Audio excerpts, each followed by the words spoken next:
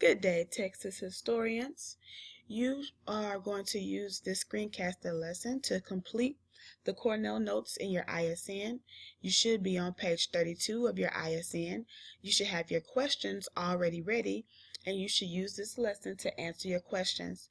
Remember that you can stop, pause, rewind as you see fit or as you need it in order to get your work done.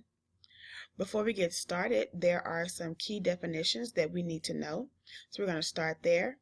First word is federalist. And the definition of federalist is those who believed in sharing powers between a central government and state governments. Second word we need to be familiar with is centralist. And centralists did not believe in sharing power between state and central government. They wanted all powers reserved for the central government. So you can see this picture of Uncle Sam looking kind of beefed up.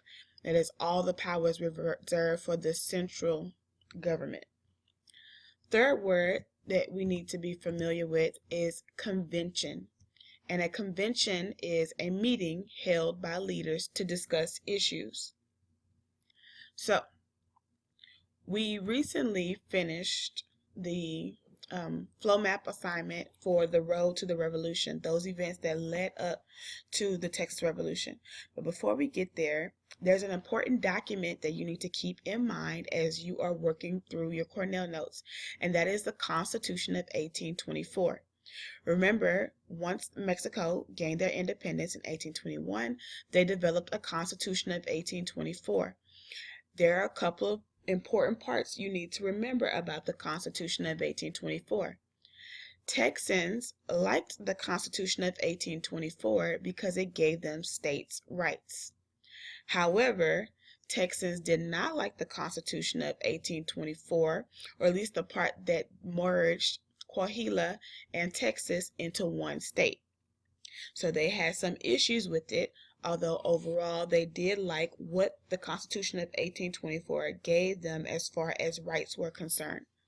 This document is a very important document because it is going to play a big role in how Texans feel about their rights and what is constitutional or unconstitutional. So, the road to the revolution began with the Fredonian Rebellion, and we know that that was when the Edward brothers had a dispute with Mexico. They tried to raise up and establish their own independent country of Fredonia. Mexico squashed that rebellion. They ran away after they didn't get any help from the U.S. But as a result of that, Mexico is now concerned about what is going on in Texas. And they send General Mir E. Turan to go and check it out. He goes and looks around Texas, and he sends back a report. And in that report, he states that indeed Mexico should be concerned because their power and influence in Texas is dwindling, that there are too many Anglos from America in Texas taking over, and he gives them some suggestions as to how they should fix that problem. Mainly that they should stop immigration from America, they should bring immigrants from other places, and that they should tax goods and trades that are happening between U.S. and Texas so that they're limiting their impact on Mexico. Well, of course, Mexico listens to this information, and they take his report and turn it into the Law of April 6th. And you should know what is in the Law of April 6th. You should also know how Texans responded to the Law of April 6th. How do you think they felt about not being able to trade with their home country, about not being able to travel with the United States, about not being able to have other family members come over and immigrate from the United States?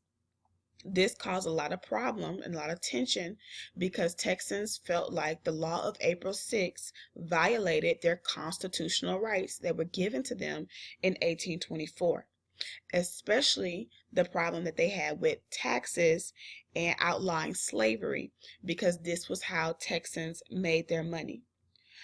So, after the Law of April 6th, that tension and conflict leads to some small skirmishes, and we have a conflict in Anahuac. Here we're going to actually look further at the next two events at Anahuac and at the Turtle Bayou resolutions to get a better picture of what happened. So at Anahuac, we have an issue with taxes. That's what led to a clash between the Texans and Mexico. As we know, in the law of April 6 imposed a tax law, severe tax law on Texans and on what could be brought in and out of Mexico. And those goods that were brought in from the United States were taxed very heavily. Well, while the Texans were bringing in some goods, there was some miscommunication, some confusion, and there were no tax collectors at a port stop in Anahuac. Well, the Texans decided to keep on going, and one of the tax collectors, Bradburn, perceived their non-stopping as rebellion. And so what happened was a conflict broke out between Texans and Mexico over the tax law and over them trying to get over the tax law, and they broke out into a fight. Well, in the midst of those skirmish and those clashes that were taking place, we have two people who get arrested. They are both lawyers, William B. Travis and Patrick C. Jack. And Bradburn actually has both of them arrested and put in jail because he believes that they were part of the reason of what happened with the miscommunication or misunderstanding at Anahuac.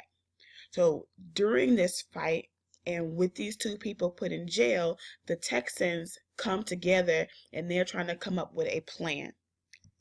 Here's where we could move on to the Turtle Bayou resolutions. So while this conflict is taking place in Texas, we have a new person come onto the scene, and that is General Antonio Lopez de Santa Anna. He is a Federalist in his thinking, and he was leading a revolt against the centralist president of Mexico at the time, President Bustamante. Texans did not like Bustamante because of his centralist ideas. They felt like the laws that he wrote and the way that he was running the country went against the Mexican Constitution of 1824. Santa Anna, on the other hand, promised to follow the Constitution, which we know Texans supported. He was also a Federalist, so the Texans liked him. Well, eventually Santa Anna won a battle against Mexico and against the centralist forces and President Bustamante, and Texans rejoiced at that. So they met at Turtle Bayou and they made a new resolution, and that resolution said that they were going to declare their loyalty to Mexico, the country, but not to the Mexican government, the government that Bustamante was running that they disagreed with. The Texans decided that they would support Santa Anna and Mexico's Federalists because Santa Anna promised to uphold the Constitution of 1824. Here's where we are going to learn about what happened next, and this is new information. With Santa Anna in charge, Texans began to feel more comfortable and more excited about the future of their life in Mexico. As Santa Anna continues to fight forward, he is successful, and eventually what happens is Bustamante resigns, that means he quits, as president of Mexico, and the next year Santa Anna took power. So he is now in control of Mexico and of Texas. Most Texans were pleased because they believed that he would treat Texas well since Santa Anna declared himself as a Federalist. So in 1832 and in 1833, Texans are gathering to talk about what they're going to do next. They have a convention to discuss how Texas is going to continue to move forward. In 1832, 55 delegates, and click on it. A delegate is a representative of a group attending a formal meeting from Anglo-American settlements meet at a convention in San Felipe. And the purpose of their meeting is to discuss ideas for how Texas is going to move forward. Essentially, they wanted to resume immigration from the United States and for Texas to be exempt from import duties for 3 years. They also asked that Texas be made a separate state of Mexico. So these are basically ideas that are going against what was written in the law of April 6 and the joining of Coahuila and Texas in the Constitution of 1824. However, during this meeting, even though these ideas were presented, nothing actually came from them. So a year later, in 1833, they had a second meeting at San Felipe. And these were made up of new people, however, they had similar ideas. But 1833 convention was separate because it didn't just ask for Texas to be a separate state.